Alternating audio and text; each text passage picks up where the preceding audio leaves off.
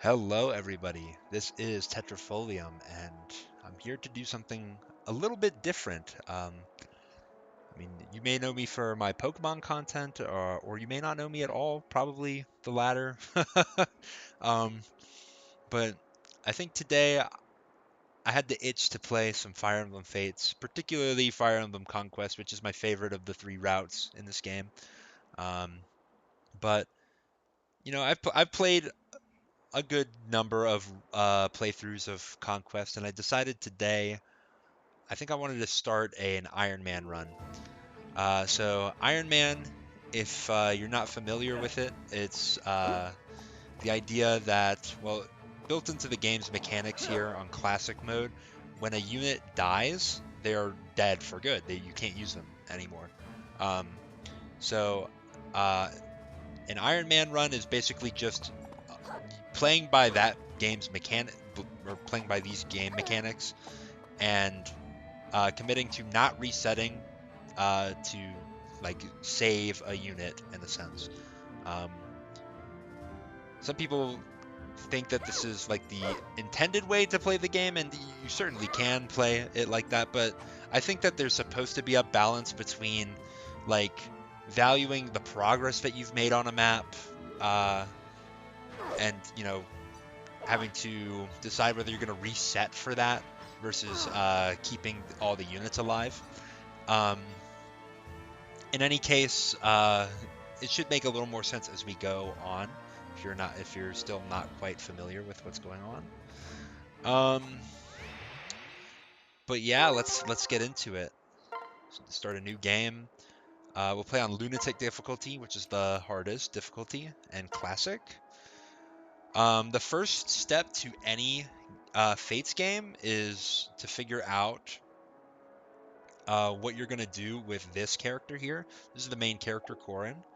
Um, I'm gonna pick a female character, and I'm gonna just quickly go through and pick like the look that I like for her. Um, I like this band-aid on the nose, and yeah. I'll explain a little bit when we get into some of the maps. Like the early maps are very, very straightforward. So I'll explain a little bit why I want to pick a female Corrin for this run. Um, but first, let's get this situated. Birthday, I think I'll just keep it at 1-1. I'm not really planning to use the birthday to my advantage. Um, as of recording this, it's February, so I mean, if we end up having to get an advantage off the birthday, then something has gone really bad with this run. Um, in any case, I'm gonna pick a boon of strong and a bane of unlucky. That means I'm going to have better strength than the average Corin and worse luck than the average Corin. Um, Strength is going to help us with dealing more damage, and unlucky is going to lower our luck stat, which I think is one of the easiest banes to stomach. Magic could be another one that we could stomach if we were not going to use magic at all, but we'll use a little bit of magic. Um, so I'm just going to go with unlucky.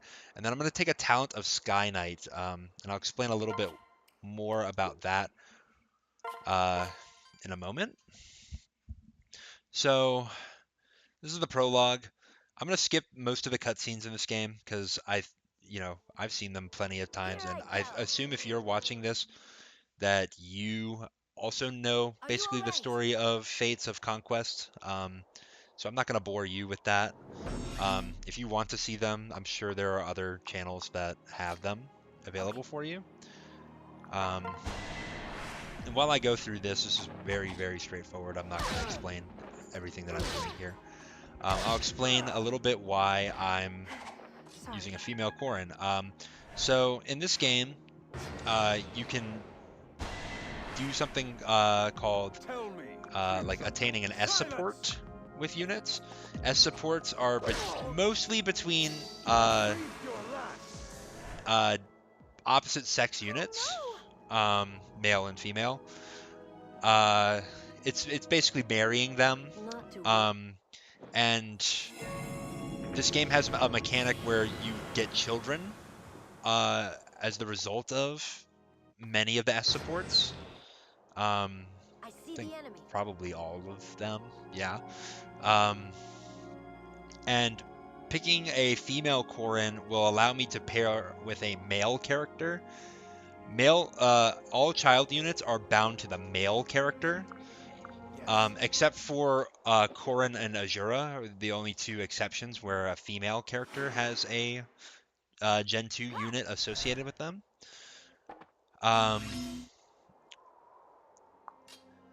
Listen. And by picking a female Corrin, I can kind of double dip. So there are a lot of good things that a female Corrin can give you or give to a Gen 2 unit. And I want Corrin to give something to a particular Gen 2 unit. Hopefully it won't take too long to figure out who that's going to be. Are you all right? But yeah, that's basically the long and the short of why I picked a female Corrin. There are a few other differences. I'll explain it when we get to chapter 2. But for now, let's go through this really simple chapter here. First thing I'm going to do is move forward. And then I'm going to attack. So this is just like a sparring session with Xander. Xander is a very weak unit, as we will see. That's not true. They severely sandbagged him for this. Let me go into options and do some changes. So it's not that I don't like animations, but they're kind of slow, and I anticipate having to reset quite a few times because this is a really hard game, and playing it on with the rule set that I have in mind is going to make it that much harder. So let's just cut out some of the time. We get the first level up here. I get skill, speed, defense, and resistance. Okay, I would have liked strength, but all those stats are good. I don't mind that at all. We'll finish Xander off here. I'm not going to explain the gimmick of this map. I think it was pretty easy to see. I like this cutscene, so we'll go partway through it. Thank you. Particularly when Leo starts talking. Big bro. Leo being this other guy who's standing here. Leo. So he's little bro. He's talented with magic, but he's little bro. Oh. And let's little bro him here. What? Well. He's wearing his collar inside out like a doofus. Yeah. All right, that's all we needed to see. What was I talking about before? Got a goldfish memory. It's all this short form content that is burning out my receptors, or whatever it is that the boomers are saying. Yeah, I guess one of the other differences here with picking a female Corrin is the servant that we'll get. If we picked a male Corrin, we would have a character called Felicia. But we picked female Corrin, so we get a character called Jacob. It's, I think, generally agreed upon, at least in Conquest, that getting Jacob early is slightly better. Not to say that Felicia is a bad unit or that Jacob is an extremely stellar unit, but Jacob has some advantages that are a little bit better in the early game as compared to Felicia. And then I also think that you'll end up getting the servant that you don't have later on in the game. I think late Felicia, in my opinion, is a little better than late Jacob.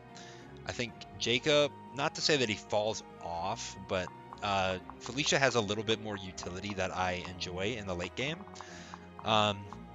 as compared to Jacob. So I think that from both aspects, I think I prefer the arrangement that female Corrin gives us. So this is a Dragon Vein.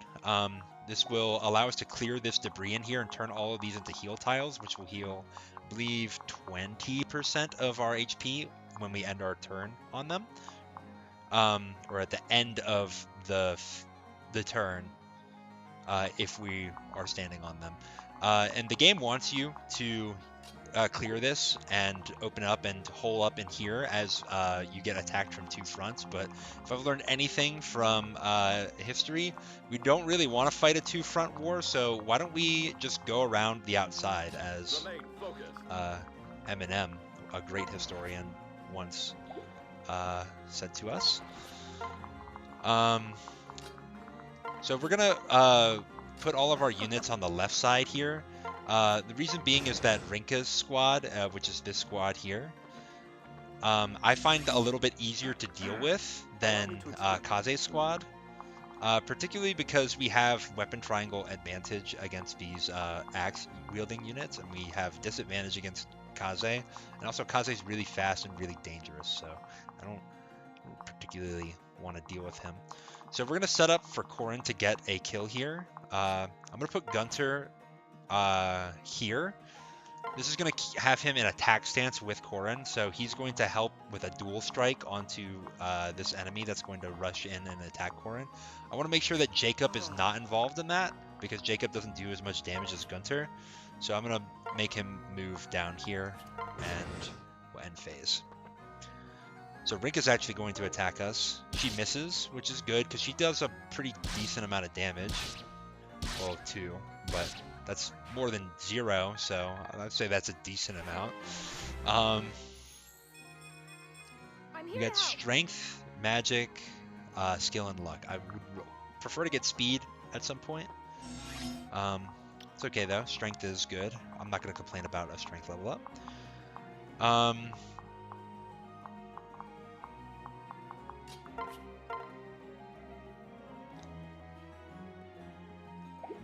I think that this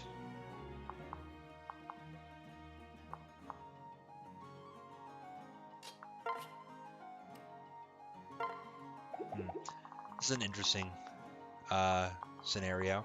I think I can maybe get Corrin the kill on Rinka, but I might also be able to get her the kill on the samurai. But I think I would have to. I don't know if I would have to kill the samurai first, necessarily. So how much did we do? 8?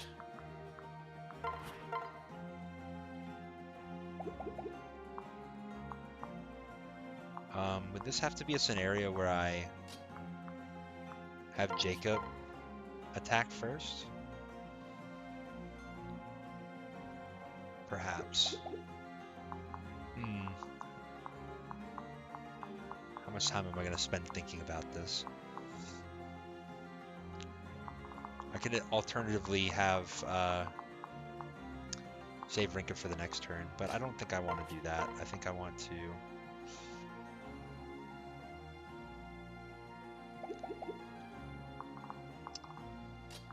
I don't know.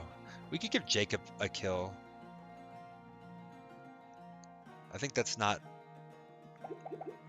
unreasonable. How much damage do we deal? So this is 10. If we deal 10 or so, it would be 5, and then this would be double. Yeah, so I don't think we would be able to kill Rinka anyway. So maybe what I want to do is set up Rinka to die on the next turn.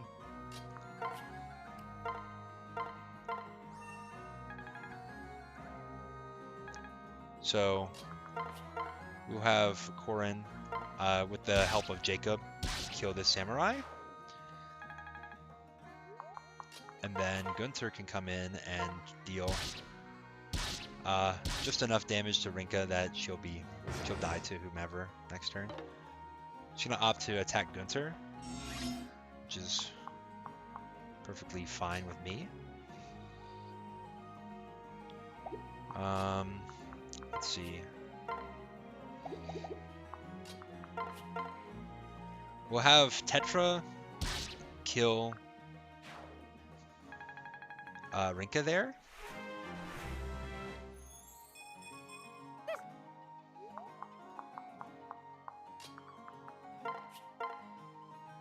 We don't quite kill this guy, which is a little bit annoying.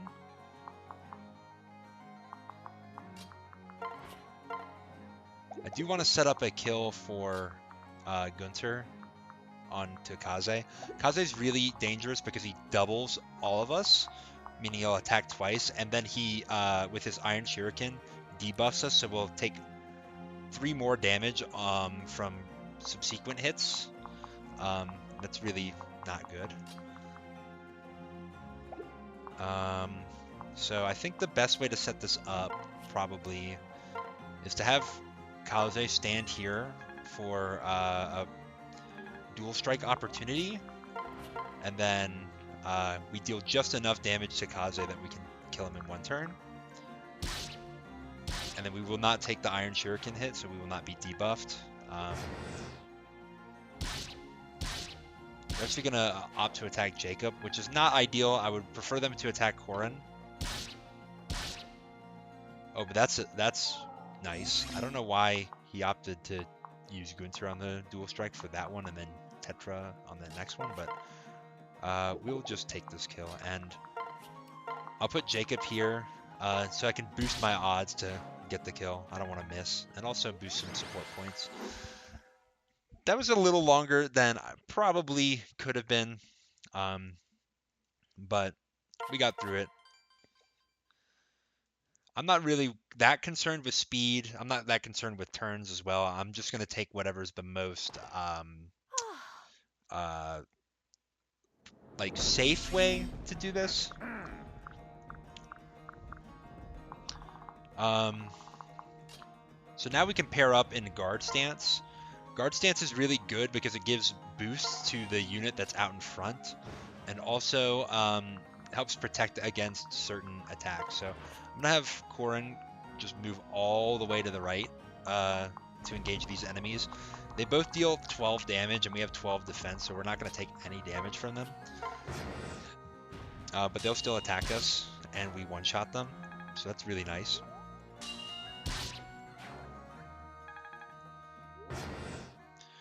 We have this green unit here. His name's Hans. Hans is annoying because he has the potential to kill some of these enemies, which would steal valuable experience from us. So we don't want him to do that.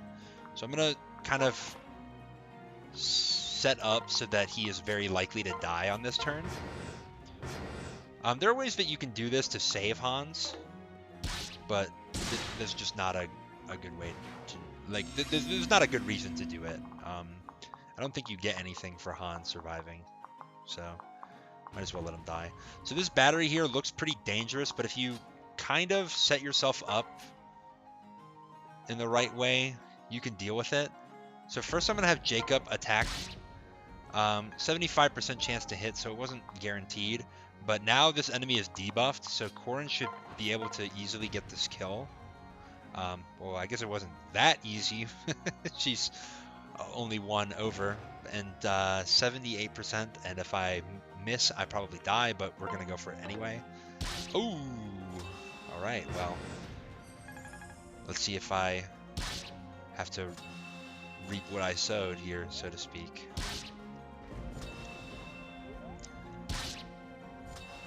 I guess I don't exactly, because they chose to take up this stance. That's not ideal, but we didn't die, so we get another chance to try at this. And it gives Jacob a chance to heal and get a level, which was not a very impressive level, I'll be honest. But yeah, we can have Tetra go in and attack. The archers cannot attack me at 1 range, so I think we're gonna see a... Oh, did we not see them switch to the... Oh, we do see them switch to the samurai. That's just really not nice that the samurai is little broing me like I'm Leo or something. So this derailed my plan a little bit. I can't really go in for Jacob to get this hit on the samurai. 1, because his guard gauge is going to be a little bit of a problem for me, and 2, because Jacob will die on the next turn. Mm.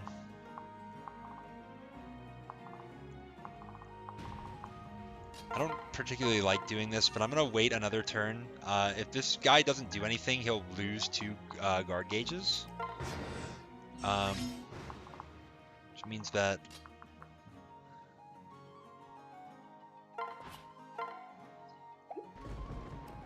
if I wait next to him this turn, he will not be able to guard the next hit.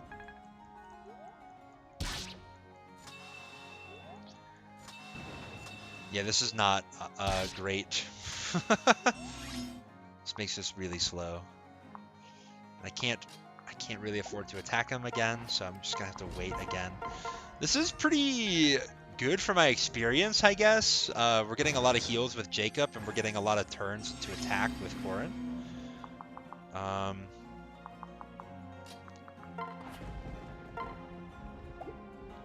think I'll heal with Jacob again to get to full. And then I'll have Corin stand here. No, I don't want that. I want his guard gauge to go all the way down. Or not all the way down, but down enough that I can attack him. So let's attack. All right, we finally get the kill. And we'll show what we're supposed to do here. I'm here to help. Ooh, that was a worthwhile level up, though. I'm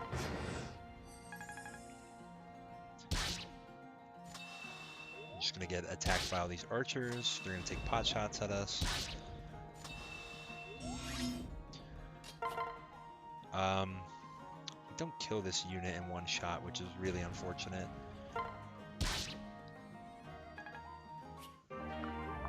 We do get a weapon rank level up.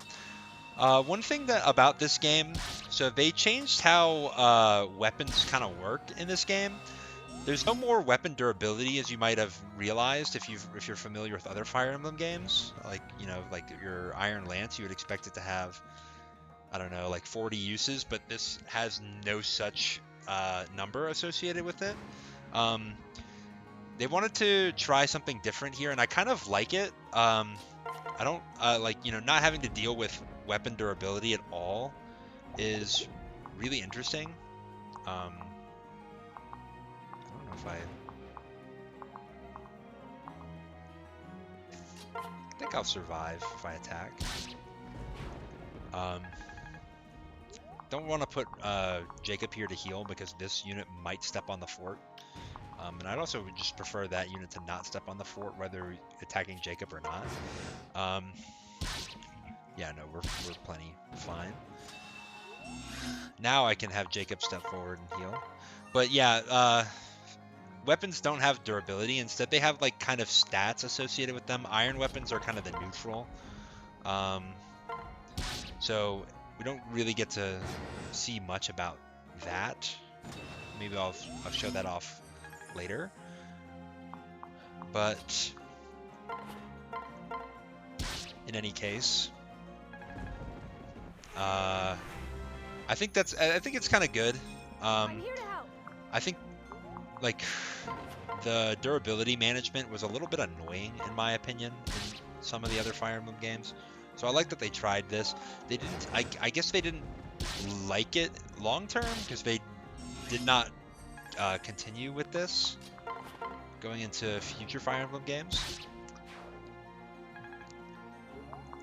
Have Jacob soften this guy up.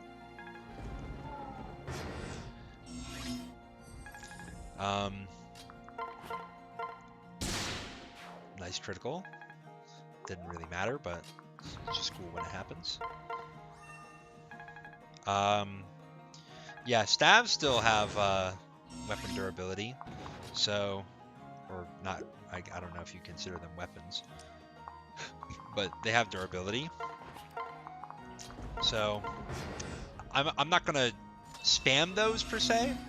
I will use them when it's advantageous to me, but I won't make a point to like necessarily heal every single bit of damage if I can help it. Let's good that we one-shot. So now we want to deal with these enemies. So what I'm going to do is I'm going to have Corrin move here so that this archer will jump out to this square. Reason being, I don't want the archer to be adjacent to the ninja. The ninja will dual strike and Gunther will block it, so I'm not really worried about the dual strike, but I don't want to step into this ninja's range in order to get this kill. What kill? I guess it'll be Jacob's kill. Get a level up there. Well, Strength and res, we'll take it. Yeah, because we don't want to step into this guy's range because he's a little bit dangerous. He'll hit us with, he'll double us, so he'll attack twice. And if he hits us, which he's very likely to do, he will debuff us and we'll take even more damage on subsequent turns. So I don't necessarily want to take that. I'm going to jump onto this forest tile here, or woods tile. This archer may try to use Amozu as a dual strike partner.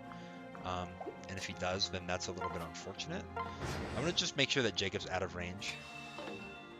Oh, that was unfortunate, speaking of.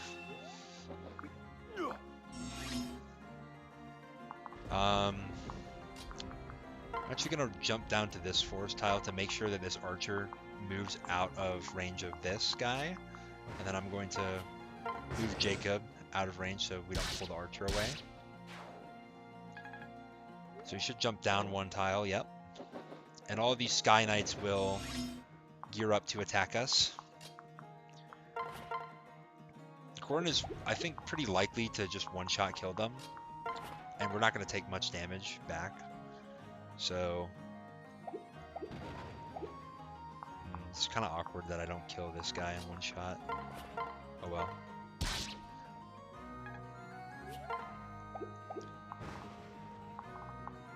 I mean, there's a world where I let Jacob get this kill.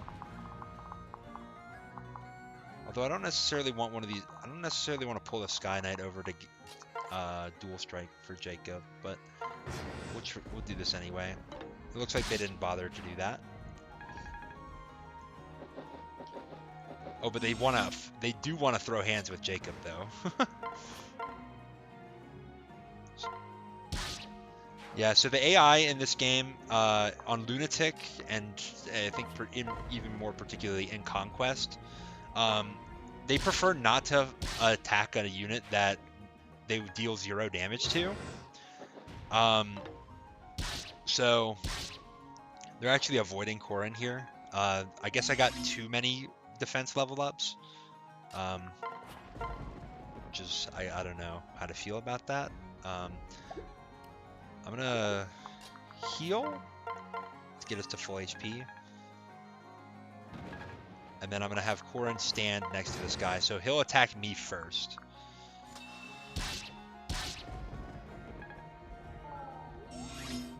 Alright, and then Jacob could get this kill, potentially. I don't know if I want to risk. It's unfortunate that Corrin is pretty likely to die if she misses, so I have to step back and heal. We'll look at it as an opportunity to get Jacob some more experience, though. And now I'll just attack. Let me get the critical hit. So, I guess I was afraid for nothing. Skill, speed, defense, we'll take that. That's a great level up. And then I'm not going to bother to use the staff. We'll save some uses. Though I don't know if it really matters. 30 turns, that's pretty on the long side. I don't really care about turns that much, but that is a little sad that it took that many. I'm going to play out this cutscene because our boy Hans, who foolishly jumped into that battery and died, actually survived. What? And now he's going to say goodbye to Gunther. Bye, Gunther! Alright, that's enough of him. We will not see Gunther again, ever. That's not true, but If as you might know if you played this game. But spoilers, yeah, he'll be back. Um, Sorry about this. we're on to the next map here. We have two fine young ladies here, Sakura and Everything Hinoka. will be all right. They are in canon, supposedly the siblings of Korin. And we're supposed to have saved them from these monsters called the Faceless. First thing I'm going to do is have Korin visit this village. We're going to get a goddess icon for that.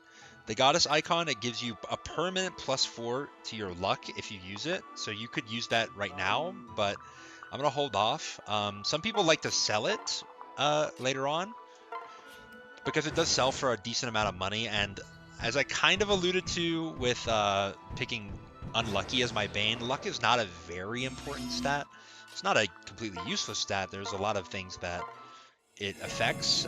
Chiefly among them is your chance to get hit with a critical hit, which could be a big deal.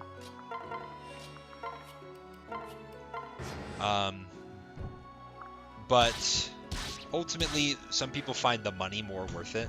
I think I'll decide what to do with it later. I pair up Rinka and Kaze to sort of not exactly like completely reduce the damage, but so that I can build up some guard gauge and also give Kaze a little more damage so that he can finish off that guy. I mean, granted, I think he would finish him off anyway, but semantics. So let's get Kaze all the way up. Let's have Korin hit this Dragon Vein. Actually, hold on. Let's check.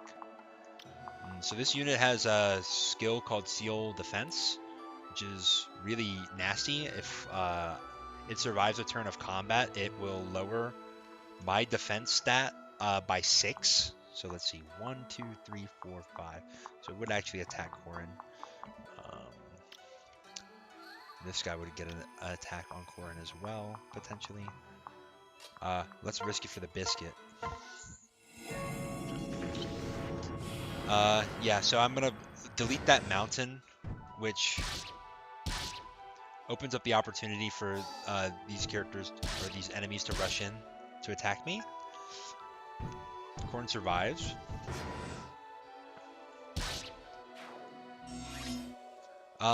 I would have Korin kill this enemy. You know, the experience is pretty valuable, but I need Korin to rush over to get to this Dragon Vein so I can save these 2 units. So what I'm actually going to do is have Korin move her max distance and then have Kaze finish off this unit. I don't mind giving experience to Kaze as he's a character who will be useful later on. Rinka, I don't really care about her experience. In fact, her experience is going to go to waste. So I'd actually prefer her not to get anything if I can help it.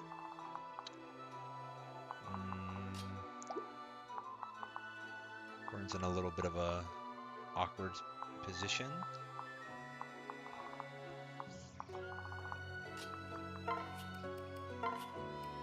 I can transfer Kaze over to her and have her move. I'll have her move onto this woods tile and then trade Kaze for his vulnerary and use it to get HP back. The Faceless does actually come back to attack me, which is not nice.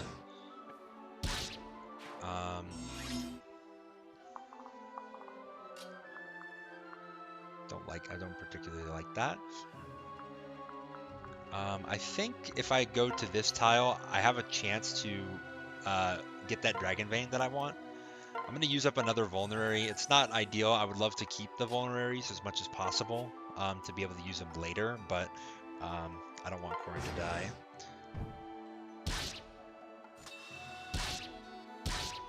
We actually doubled that guy, so we can kill him off, which is great. And with the guard, we're fine. And yeah, that's great. Actually worked out really nicely for us. All right. So I could melt this and have the opportunity to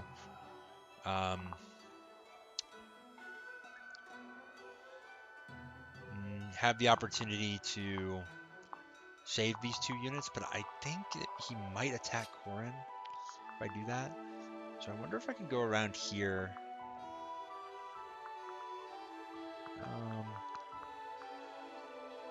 Don't think Kaze would kill though.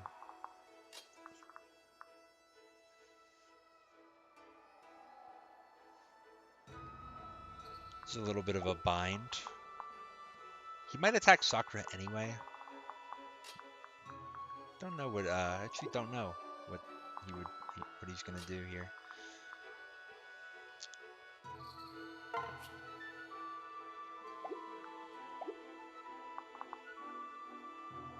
This is a little awkward.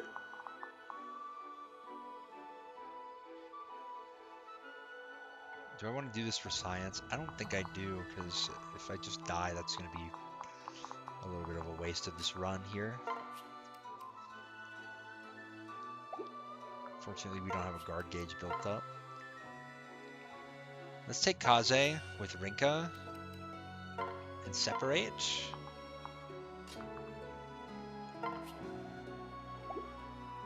I am going to have Korin move down to this spot, not activate the Dragon Vein though.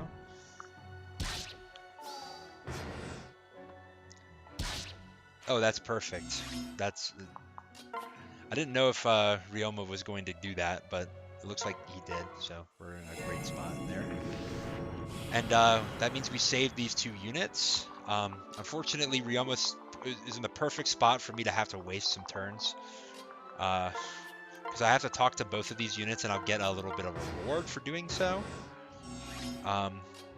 First I'll talk to Hinoka.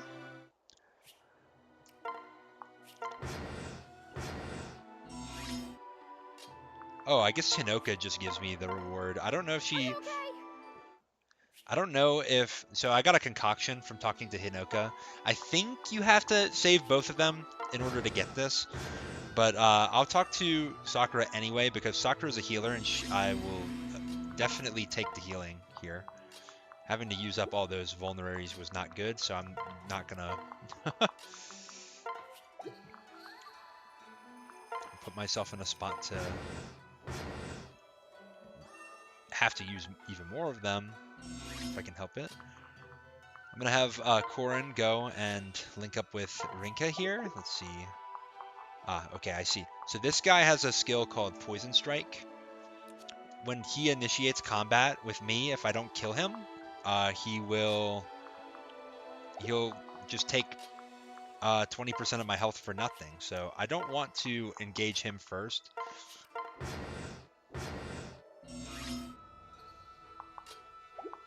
Instead, I'd rather engage this guy first and then bait him to move down 1, and then we have a chance to kill him before he can take a free 20% on us. So how I will accomplish that is I'll have Kaze attempt to attack him. Oh, and we get a critical hit. That's really nice. And then Korin can come in, and she's decently likely to get this kill. And she does. Great. So we just dodged, taking a decent chunk of damage there. We keep dodging this guy as well. These mountain tiles are very nice for us because they give us an evasion and a defense boost. Now, they give the enemies that as well, but I'm better at exploiting it than they are, so I don't mind that. You could use these dragon veins to open up this area of the map, but that's kind of a noob trap. What happens is you have all 4 of these guys here, and if you use this dragon vein, all 4 of them can attack you, and you're extremely likely to die if you take that. Have Korin wait.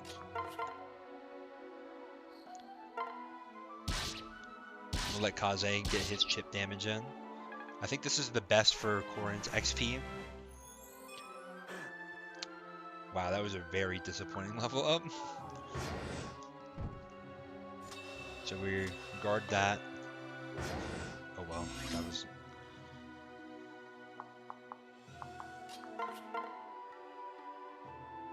It's not very exciting.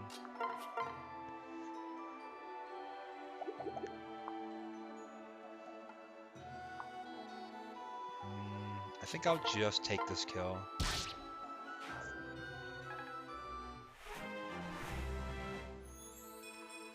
This is my chance.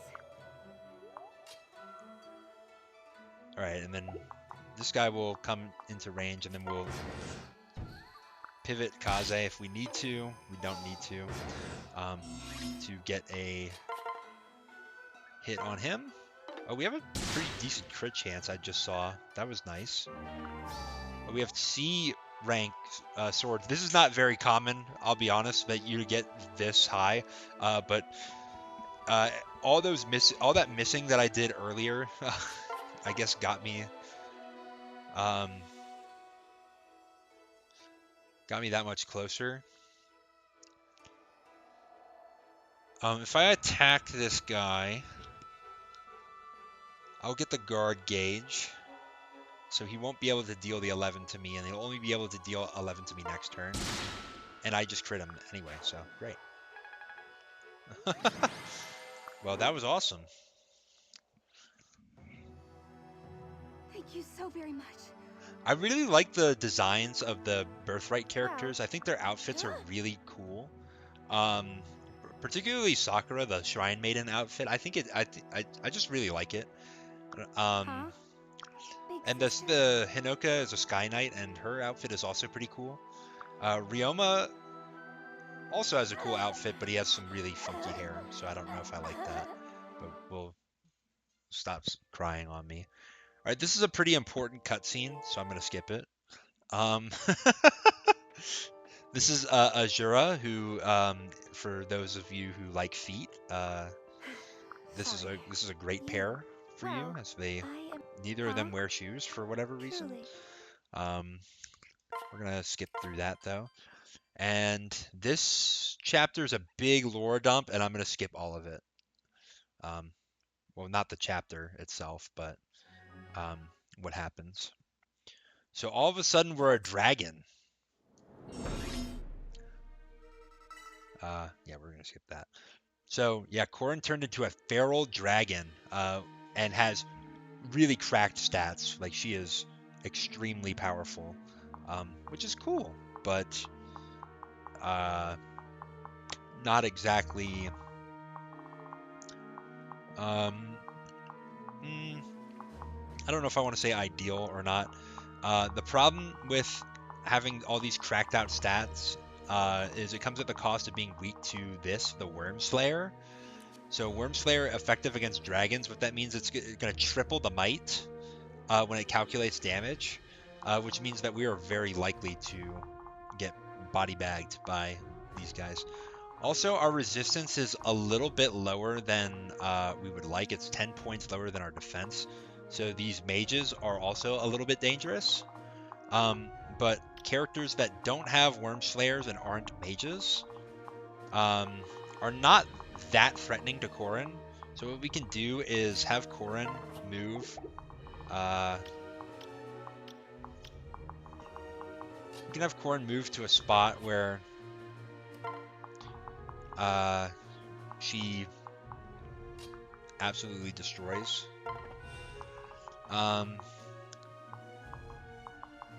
And then we will have Kaze and Rinka pair up and move down this way. Azura is a dancer, or well, a songstress, but similar to dancers in previous games, where she can renew a turn for your allies. This is extremely good, extremely useful. I definitely recommend it, using her whenever you can. Sakura is our healer for this map, so we will try to make good use of her as well. I did not put Kaze in range to attack this guy. I don't really want him to take the attacks. Oh yeah, Ryoma, the green unit, is down there fighting this guy.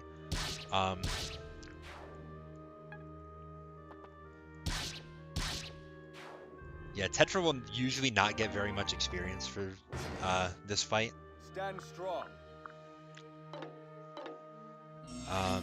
Big sister! So it's not great. But in any case, we want to use Korin to like basically one-shot the dangerous enemies, and we want to use Kaze to handle Korin, enemies that Korin is not very well equipped to handle. So that would maybe include like these mages. I could do a strategy here where I have Korin move up and then Azura dance, and then Korin will one-shot this Worm Slayer user, and then I can have Kaze attack.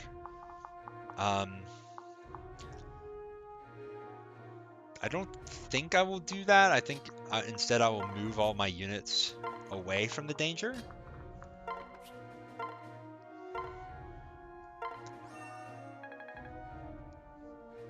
I'll top off Korin's HP just in case I need it.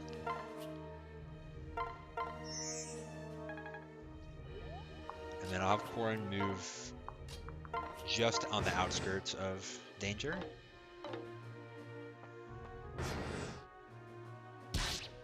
So Ryoma is programmed to only attack this Swordmaster down here.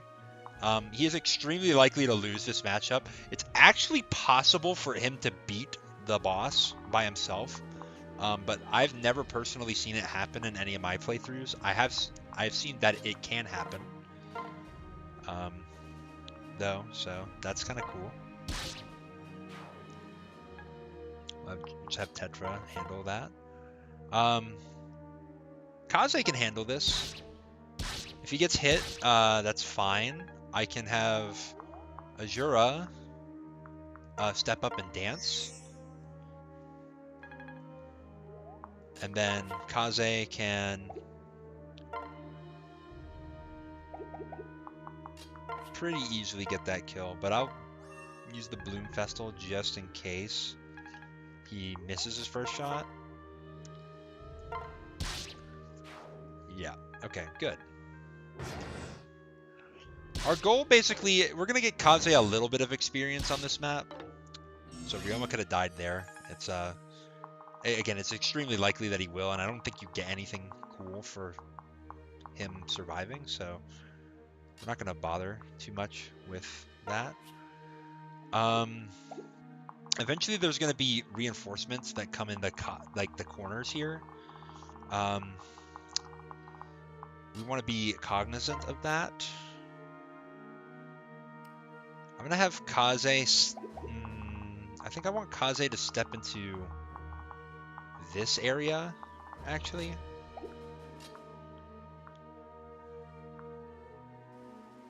How far does Azura go? Just that far.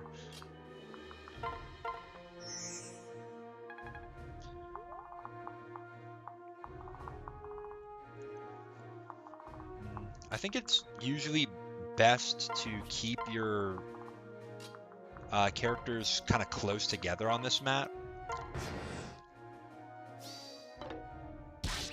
Alright, Ryoma is dead.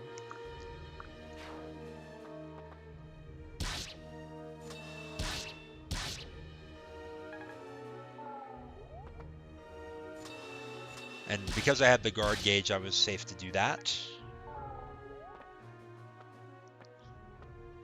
Yeah, so here are the mages in the corners.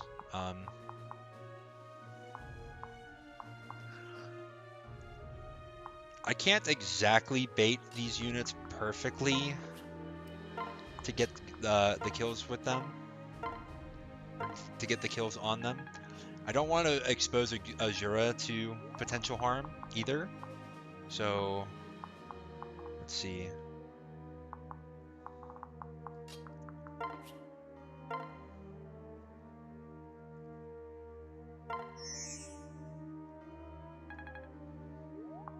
I think actually what I want to do is Have Kaze bait this mage.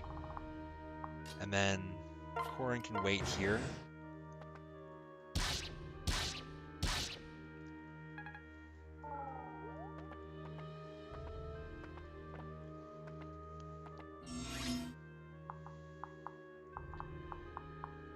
So the biggest problem for us is these two guys.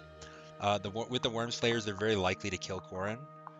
And if not kill, then like severely do a severe amount of damage. I think we want Kaze, so we can unclick that guy. We want Kaze to. Okay, that's fine. We want Kaze to attack from this spot.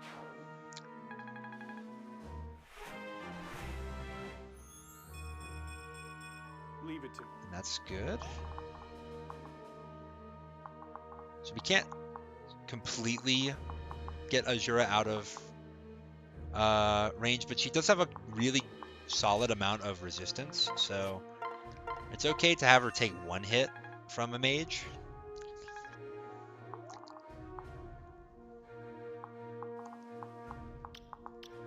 But I don't... no, Korin's going to take a lot of attacks from mages if I do that. And also Korin cannot benefit from... Korin cannot benefit from dual guards in this form. As you can see, she can't pair up with anybody. So you have to be careful about allowing Korin to get doubled by double attacked by the mages. I want Azura to get into this corner, but I also want Korin to be out of range as well. So I'm going to have Korin wait there, and then Azura dance. We got strength, speed, and res. I don't particularly care about Azura's offensive stats. I do care a little bit about her defensive stats, because the more defense she has, the better off we are. I'm gonna have Korin stand completely out of the way. Actually goes to attack Sakura, which is a little bit scary.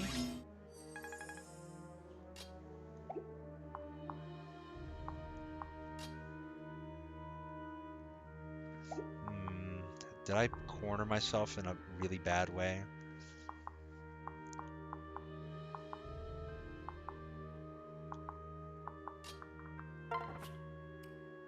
I think if I have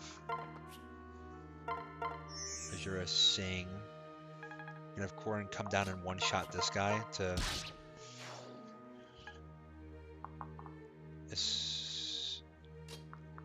plan our escape route. So Sakura, if you ever take a hit like this and she's about to die, you can kind of save her by pairing her up with a unit. It's not ideal. It's not always ideal, but it can help. And since Azura is paired up, I think it's safe for me to allow her to be exposed to one attack. Kaze will get that kill. That's really good. I don't know if Kaze will survive this, actually.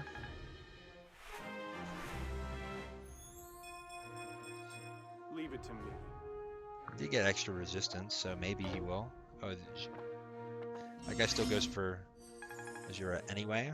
How much damage did you deal, by the way? 9. So yeah, we actually did manage to avoid getting killed there. So I have... we'll allow Kaze to continue running away. As well as Korin. Korin, wait there. And then, because they missed, I'm okay with Azura being exposed to another attack here. That could have been really dicey.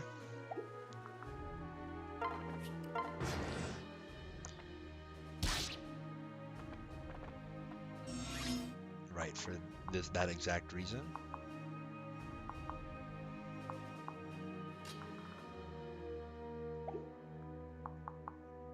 But now we can kind of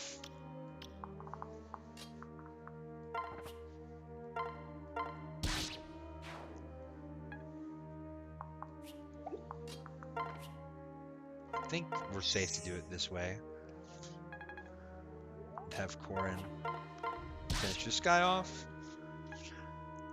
And now these units may want to attack Kaze. I think I'll just have Kaze step 1 tile to the left so that they don't get the jump on us.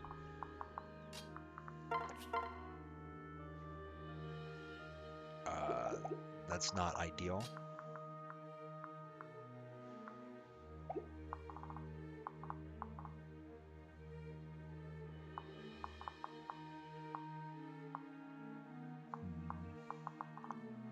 We could have Corrin kill off both of these mercenaries. She will one-shot them quite easily. And Azura can refresh Corrin to kill the other one.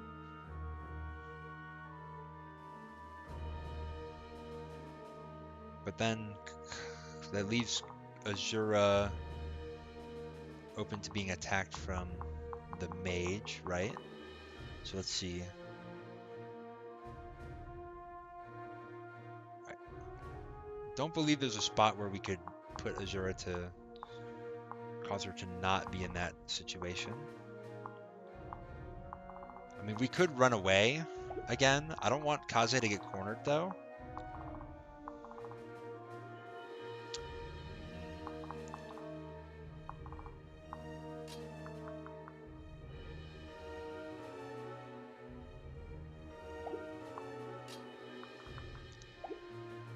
I think that we will just kind of run away again. So let's see.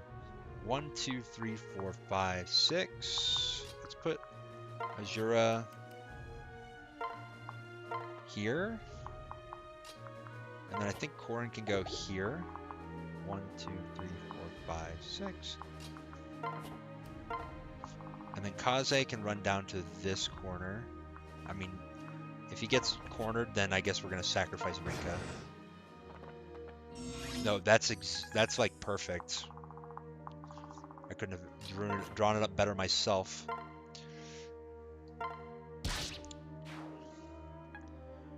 And then Azura refreshes. Corrin attacks. And then Kaze will not die in one shot. Even this skill, Malefic Aura. +2 damage. Enemies within 2 spaces take +2 when hit with magic attacks. So that's already getting calculated. And even if it was +2 on this 9, it would only be 11. We would survive. So yeah, we'll just have Kaze wait, and then we can have Sakura move. And Kaze doesn't even get hit anyways because he's the goat. We'll just move everybody forward. That was not the cleanest clear of this map, but we got through it. I think there was an opportunity for Azura to die. Sometimes I pronounce that name inconsistently. Sometimes I say Azura, sometimes I say Azura, sometimes I say I don't even know what else I would say.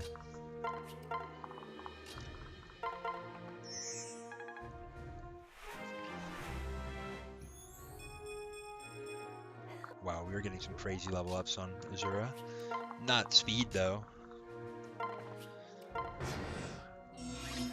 Alright, so I will almost every turn that I can, I will use a dance with Azura just to get her some more experience. Some will argue that her experience doesn't really matter.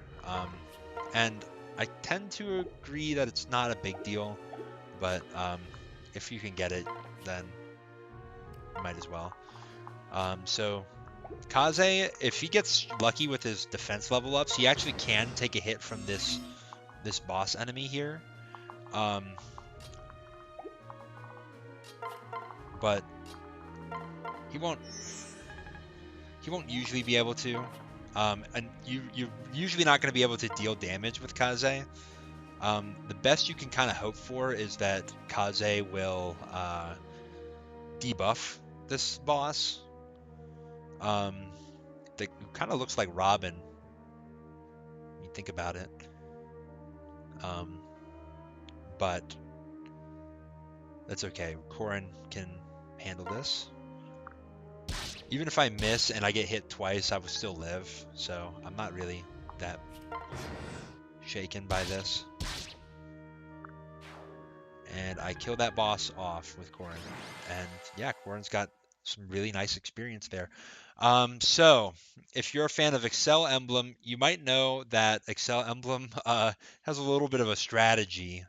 It's not a very unique strategy, but Azura can get infinite experience. Like when she dances, she'll just get some base amount of experience. So you could, in theory, grind Azura to basically the level cap, and she'll be an extremely powerful unit. I don't tend to do that because I think it's a waste of time. I think if you're going to do it at all, maybe do it to level 10 so she gets a certain skill. But I think that's also a little bit of a waste of time. There was a little bit of a... Oh yeah, we're an hour in. If you're this far in, you don't mind me saying this. There's a little bit of like a kinky cutscene there where Corrin is choking out Azura, which I don't know if how to feel about that, but uh, it's there. So we're gonna get the Yato and the Dragonstone, um, both of which are pretty cool. Choose one item to discard, like get rid of. I guess we're discarding a Vulnerary. It's the least useful of my items. Yeah.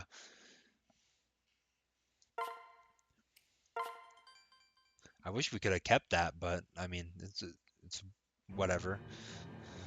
We saved the health tonic. You could use that health tonic to help yourself out. You would probably want to use it on Corrin so that she survives more mage attacks. You could also use it on Kaze so that he's more likely to survive as well. Both of which are valid, but it's also definitely possible to beat that map without using the tonic, which, as I demonstrated, although I had a little bit of luck on my side. We're gonna have this famous cutscene here. This way. I'll let it play out. Big sister. She's my sister. Yeah, and I think we did a good job with the first We're 5 your chapters. Basically, the first 5 chapters of the game exist to get Corrin as much experience as possible. You can get Corrin, I think, to level 10, almost, or just about level 10, before you get to the route split. Or at least with this chapter, which is really good, but not very necessary. I would say level 7 at least is probably what you want to hit with Corrin. So we're at the Branch of Fate. For the sake of this challenge, I decided that once I hit the Branch of Fate, if I have to reset, I'm just going to reset from the Branch of Fate. There's no real reason to like prove that I can do this again without losing any units. I've done it once, so we'll just go with that. And also, like, there's not a lot of content here that is really worth replaying, so we're just gonna roll with this. We're gonna fight with North and play with Conquest. This is the path that allows me to test my skills and devise complex strategies while progressing with limited access to experience points and gold. What that means basically is that there's no like optional maps to grind on this one. Well, there are optional maps, but there are a limited amount of them. In Birthright and Revelation, there are technically an unlimited amount of maps that you can grind, because there are these like random skirmishes that pop up. Those will not pop up in Conquest. You will not be able to collect $200 when you pass go. It I'm gonna can't skip be. this cutscene. Allow me to We get join you. Jacob back. Let's go. As far as I'm concerned, the only 2 units that matter on this map are Jacob and Tetra, none of these other units are going to get experience that matters. So I wouldn't bother too much with them. In fact, the best thing probably to do with Xander is to like skedaddle away from Ryoma. You can set up, so how this chapter works, let's see if I can find it. You have to defeat 4 of the 5 enemies that exist on this map. They kind of suggest that you defeat these 4, but you can set up a kill on Ryoma if you want. It's a little hard, but you'll get a pretty decent amount of experience for it. I can try it. The best way to do this, I think, so you can have Xander like outrun Ryoma and go around this way. But I'm just gonna have Xander pair up with Camilla and run away that way. Yeah, but I say the only 2 units that matter are Tetra and Jacob because they're the only 2 units whose experience is going to carry over. Let's see if this...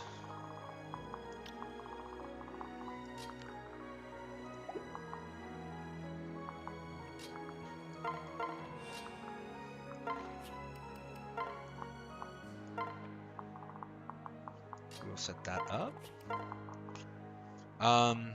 I'll have... So we can't trade. Dang, that sucks. I probably should have equipped the Dragonstone. So the Dragonstone is a really cool item. It's based on, it's 14 might, which is really high. It's based on your magic, but it can't double. And you'll get a little bit of like a stat reallocation. It's good for defense, as you can see with, you know, plus defense, plus res, plus dodge, but it's not great for your skill or speed. Speed can be a problem in that if you're too slow, you'll get doubled, which is not ideal.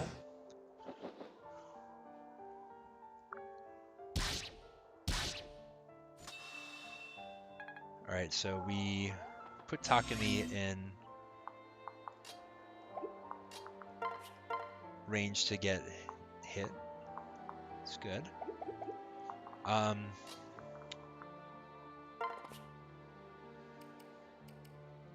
don't believe that like using up any of these staves or anything harms you. So I'm just gonna try this freeze. Freeze, it's a whatever % chance to like make the target unable to move for a turn. I'm not gonna do that. So what's nice about that is Takumi is an archer, so he cannot attack at 1 range. So I can basically abuse Takumi for you know, not being able to attack me. He's gonna have to switch to Hinoka if he wants to deal damage.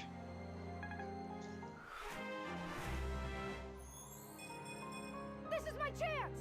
Strength and defense, we'll take that.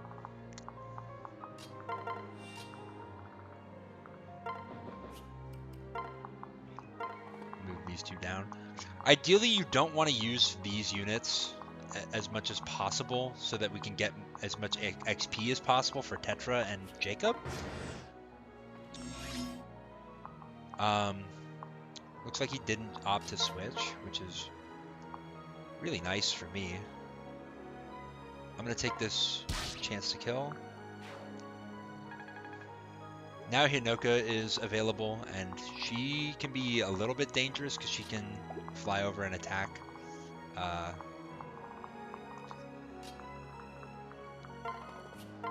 mean, I could quite easily have Xander pick up this kill, but I think instead what I'll do is I'll shelter Elise so that she is not threatened to die. Still can't trade, which is probably for the best because I would totally trade these items to Corin and Jacob to take them with me. You could technically do that with the other units, like Kaze if you want to get an Iron Shuriken early, or Rinka if you want her Brass Club. That's probably a really low value item.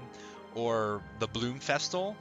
You can take that with you, but you have to discard if you have too many items, and like I didn't think it was worth it. I was gonna have to discard a Vulnerary anyway, so I was willing to not have to do that. So we're setting up.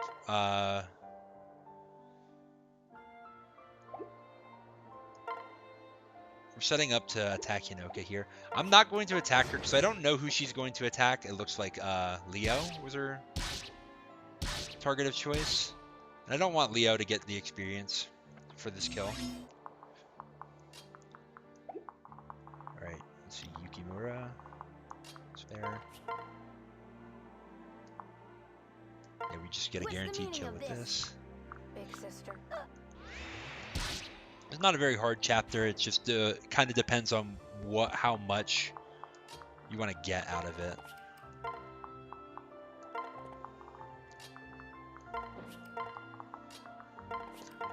The nobles are extremely powerful, so that's really nice.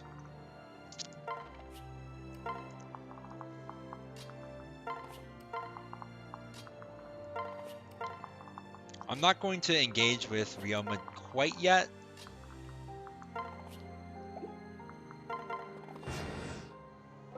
To battle. No. What to do? My word. Take that 6 damage. Alright, so first thing I'm going to try is... I don't think I have to be in range of Ryoma. Oh, maybe I do. That's not great.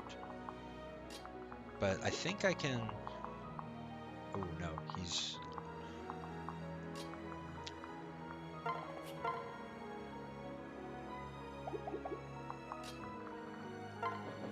That's not ideal. Other than Xander, Ryoma's threatening to kill every one of our units. I'm gonna attempt to freeze. Ooh, I missed. Elise is gonna die.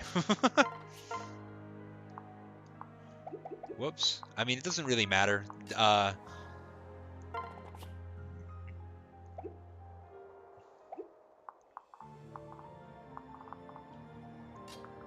Doesn't really matter. The units that are not Corin and Jacob, they don't stay dead. In fact, Jacob might not even stay dead. I'm not exactly sure.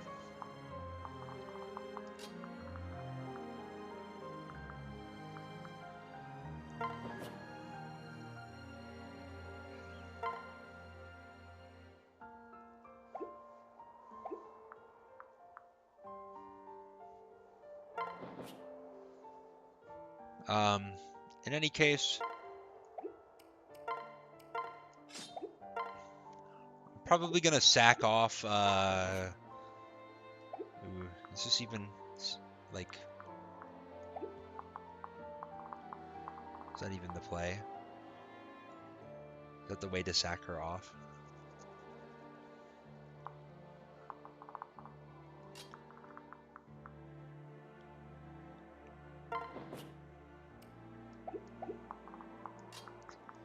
Because I want to attack Yukimura.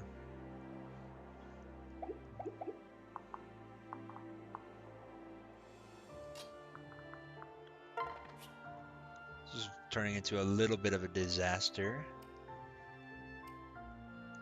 Well, we want to keep Corin safe as much as possible. I'm going to maybe try to bait Ryoma to attack Camilla out here. I think he... Oh, Yukimura goes for that. That's not good.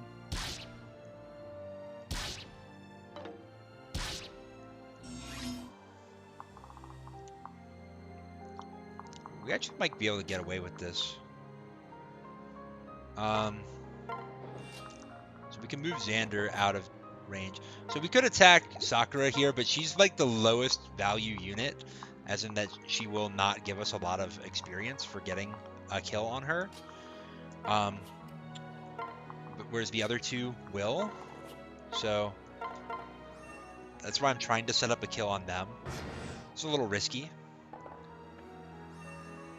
Oh, that's not nice.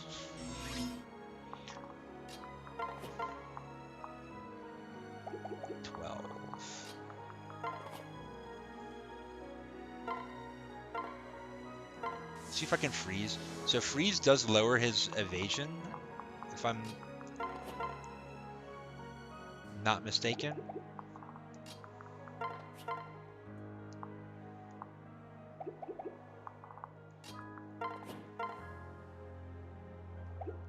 We may be putting ourselves in range to lose Xander, but that's okay. It's like I said, the only units that really matter are Corrin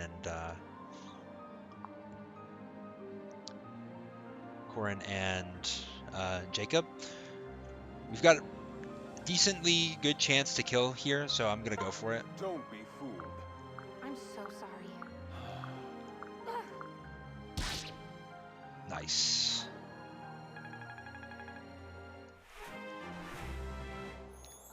So we actually do reach level 10 here, which gives us a skill called Dragon Fang. Oh, nice, and Yukimura misses. What a bozo. Yeah, and we have enough to kill him. That worked out way too well. We unfortunately can't do anything with our units. Like, I would definitely steal the heal or the free staff if I could, but I can't, so we're just going to take the kill on Yukimura, who's going to give us more experience than Sakura would, just by a little bit. And that worked out perfectly. I'm so sorry. Wow, that was a long video. I mean, well, kind of average for me. So I think we will end it here, and then I will Wait, Azura? Huh? Yeah, I see. Azura. I will get on with the rest of the run, really where the run starts, with the next episode. So I think I'll cut it here. So see you guys next time.